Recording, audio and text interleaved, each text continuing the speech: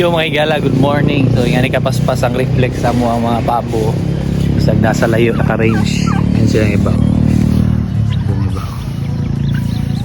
Okay, tawagin natin yun.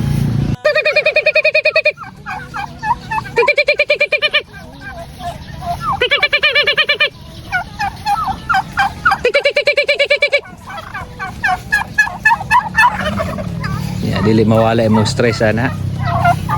Oh, pagi ka stressan po. Kaluyan. Morning. Sige, range mo. So, mga to mga lalong nakutunan, no? Integrated farming between pabo and bird-breasted na to. Bird-breasted. Pabo and mulberry farming. So, doon naka-range sila dara. Pero nadire po na mga mulberries. And so gawas na mga bunga. Tunto na din to, puro na mulberry.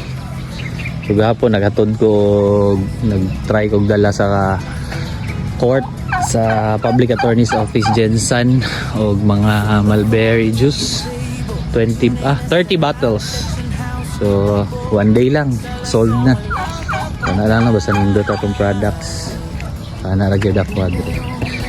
It's good product and service. Ano lang, chika-chika rin to. Okay, so natay yan. Go out na. Ari, gabunga na gani oh. Kalbo lang. Ano ang diskarte sa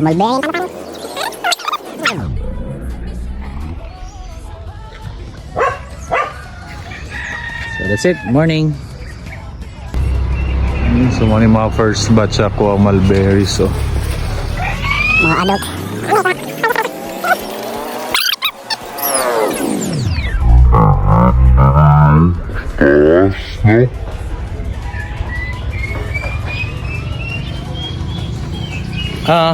Pagpunta na lalagyan. Ito na po, naparito. Dagdan o, sa baba. Sige lang. Nag-ingon ako. Smile. So, even dito sa Halong Highway na muna na ano, no? Yan.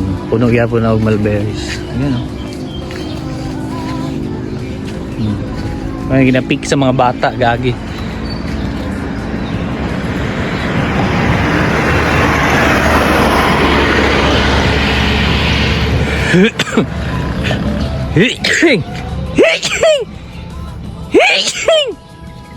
Ito na mga tanom-tanom na nakutuon na.